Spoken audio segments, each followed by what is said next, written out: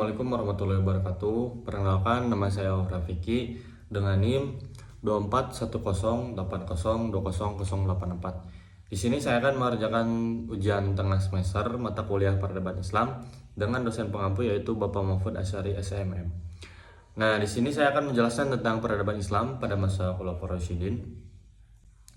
Lanjut kita ke materinya. Pada masa itu ada Abu Bakar As-Siddiq yang bisa kita sebut nama lengkapnya itu adalah Abdullah bin Utsman bin Amir bin Amr bin Ka'ab bin Sa'id bin Taim bin Murrah al-Tamimi yang lebih dikenal dengan Al-Ka'bah di masa jahiliyah.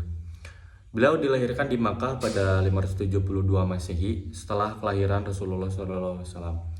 Terpilihnya menjadi khalifah pada tahun 11 Hijriah atau 632 Masehi. Meninggal dunia pada tahun 13 Hijriah atau 634 Masehi pada usianya yaitu 63 tahun.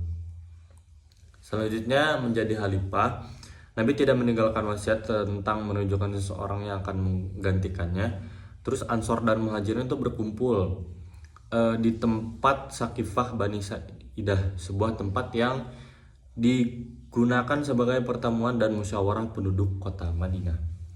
Selanjutnya golongan Ansor itu mengusulkan Sa'ad bin Ubadah menjadi khalifah. Selanjutnya itu Abu Bakar meminta khalifah dari golongan Muhajirin dan mengusulkan Umar bin Khattab atau Abu Ubaidah bin Jarrah untuk menjadi khalifah. Terus Umar dan Abu Ubaidah itu menolak keduanya, justru balik menunjuk dan memilih Abu Bakar. Seperti itu.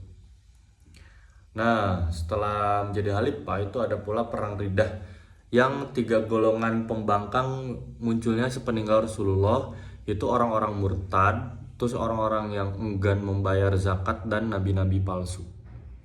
Semua golongan ini diperangi sampai kembali kepada kebenaran. Perang ini disebut perang Riddah atau bisa dikenal dengan perang melawan kemurtadan. Selanjutnya ada perluasan wilayah, yaitu melanjutkan perluasan wilayah ke daerah Syria di bawah kekuasaan Romawi pimpinan Kaisar Heraklius. Nah, perluasan tersebut dipimpin 4 orang panglima perang. Yang pertama, Yazid bin Abu Sufyan di Damaskus. Yang kedua, Abu Ubaidah bin Jarrah di Homs. Yang ketiga, Amr bin As di Palestina. Yang keempat, yang terakhir itu adalah Surabil bin Hasanah di Yordania. Selanjutnya, pembukaan Al-Quran. Melihat para penghafal Al-Quran ikut perang Riddah dan sebagian menjadi korban, Umar bin Khattab mengusulkan supaya mencatat semua hafalan Al-Quran. Selanjutnya Abu Bakar ragu dengan usulan Umar karena Rasulullah SAW belum pernah melakukannya. Nah, pada masa Rasulullah itu tulisan-tulisan Al-Quran belum dikumpulkan satu mushaf, tetapi masih berserakan. Itu untuk pembukaan Al-Qurannya seperti itu. Nah, selanjutnya akhirnya Abu Bakar itu menugaskan Zaid bin Sabit untuk memimpin pengumpulan Al-Quran. Jadi dikumpulkan, Abu Bakar itu menugaskan Zaid untuk mengumpulkan sekaligus memimpin pengumpulan Al-Quran ini untuk membentuk mushaf Al-Quran. Nah, Zaid berhasil menulis ayat Al-Quran tersebut dalam satu mushaf. Selanjutnya mushaf tersebut diserahkan kepada Abu Bakar dan disimpan sampai wafat. Sampai sekarang itu masih ada mushaf Al-Quran. Selanjutnya pada ini itu Umar bin Khattab. Nama lengkapnya adalah Umar bin Khattab bin Nafil bin Abd al-Uzza bin Robah bin Ka'bah bin Lu'ay al-Quraisy. Silsilah umat bertemu dengan Rasulullah SAW pada kakek ke-7, sedangkan dari pihak ibunya pada kakek ke-6. Nah, beliau dilahirkan di Makkah 4 tahun sebelum perang Fajar. Menurut Ibnu Asir itu Umar dilahirkan 13 tahun sesudah kelahirannya Rasulullah SAW. Terpilihnya menjadi khalifah pada tahun 13 Hijriah atau 634 Masehi dalam usia 53 tahun. Terbunuh di tangan budak Persia bernama Abu Lu'lu atau bisa dikenal Abu Mughirah. Meninggal dunia pada tahun 23 Hijriah 644 Masehi dalam usia 63 tahun. Jadi beliau menjabat cuman 10 tahun. Kriteria khalifah Abu Bakar itu yang akan dituju Abu Bakar ingin menunjuk khalifah selanjutnya, yaitu beliau mengatakan itu yang tegas tidak kejam dan yang lembut tidak lemah. Dua pilihan Abu Bakar itu Umar bin Khattab dan Ali bin Abi Thalib pada waktu itu. Abu Bakar bermusyawarah dengan Abdurrahman bin Auf, Utsman bin Affan, Asid bin Hudair, Al-Ansori, Said bin Zaid, dan yang lain dari kalangan Muhajirin dan kaum Ansor. Penetapan Umar sebagai khalifah ditulis pada suatu piagam pengangkatan. Selanjutnya ada perluasan wilayah. Melanjutkan perluasan wilayah yang dilakukan Abu Bakar, berhasil menguasai Jazirah Arab, Syria, Palestina, Mesir, dan sebagian wilayah Persia pada masa Khalifah Rasyidin ini. Nah, ada pula di Bina Tenggara, yaitu yang pertama membentuk 8 wilayah provinsi, yaitu Makkah, Madinah, Syria, Jazirah, Basra, Kufah, Palestina, dan Mesir. Yang kedua, menertibkan sistem pembayaran gaji dan pajak tanah.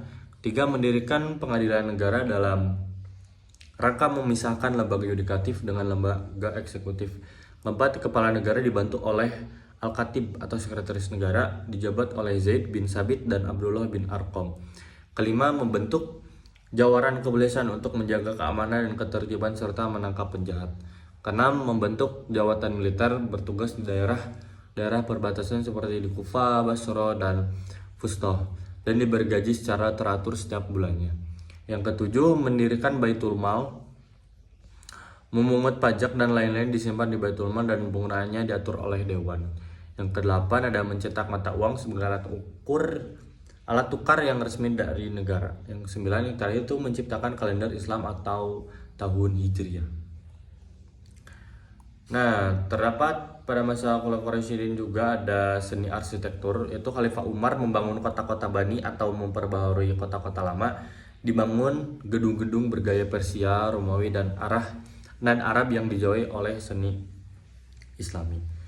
Kedua, ada ilmu qiraat. Untuk mempelajari bacaan Al-Quran, Umar bin Khattab telah mengutus Mu'adz bin Jabal ke Palestina, Ibadah bin Al-Samit ke Hims, Abu Darda ke Damaskus, Abu Bay bin Ka'ab dan Abu Ayub tetap di Madinah itu untuk mempelajari bacaan-bacaan Al-Quran. Jadi sudah dipencar-pencar seperti itu. Selanjutnya Utsman bin Affan, nama lengkapnya itu Utsman bin Affan bin Abu Al-As bin Umayyah bin Abdul Al-Asyam bin Anab bin Qusay. Lahir pada tahun kelima dari kelahiran Rasulullah SAW. Ada yang mengatakan lahir pada tahun ke-6 sesudah tahun gajah. Terus menikah dengan dua putri Rasulullah, yaitu Ruqayyah dan Ummu Kalsum.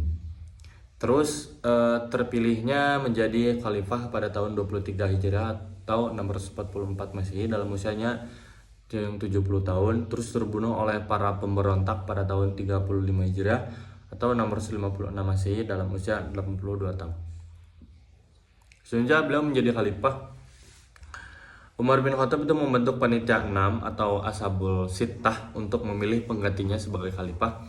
Mereka adalah Utsman bin Affan, Ali bin Abi Thalib, Talha bin Ubaidillah, Zubair bin Awan, Abdurrahman bin Auf, dan Sa'ad bin Abi Waqqas. Sesudah Umar wafat, panitia 6 mulai bersidang. Abdurrahman sebagai ketua sidang menetapkan Utsman sebagai khalifah ketiga. Nah, kebijakan dalam tersebut mengangkat kaum kerabatnya pada jabatan-jabatan tinggi negara. Kedua, membubarkan Dewan Pengelola Baitul Mal. Terus tanah rampasan perang atau ditinggalkan pemiliknya di masa Khalifah Umar dijadikan milik negara. Dan yang terakhir itu melanjutkan usaha penaklukan Persia, Tabaristan atau Azerbaijan dan Armenia. Sejak mushaf Al-Quran, Rasulullah itu memberikan kelonggaran kepada kabilah-kabilah Arab untuk membaca Al-Quran menurut dialek mereka masing-masing. Sampai pada masa Khalifah Utsman itu membaca Al-Quran menurut dialek masing-masing kabilah sudah sangat banyak variasi atau berbagai dialek. Hudzaifah bin Yaman mengusulkan untuk membuat mushaf standar bagi seluruh umat Islam. Selanjutnya Utsman menerima usul Huzainah dan membentuk panitia lajnah yang diikuti oleh Zaid bin Sabit. Al-Quran yang disimpan Hafsah disalin dan diseragamkan menurut dialek Quraisy. 6 buah salinan, satu disimpan Khalifah Utsman, yang lain dikirim ke Makkah, Madinah, Basrah, Kufah, dan Syam atau Syria. Mushaf yang sudah diseragamkan disebut Mushaf Utsmani.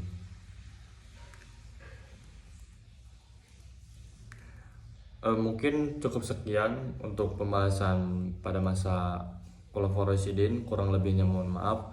Sekian, terima kasih. Assalamualaikum warahmatullahi wabarakatuh.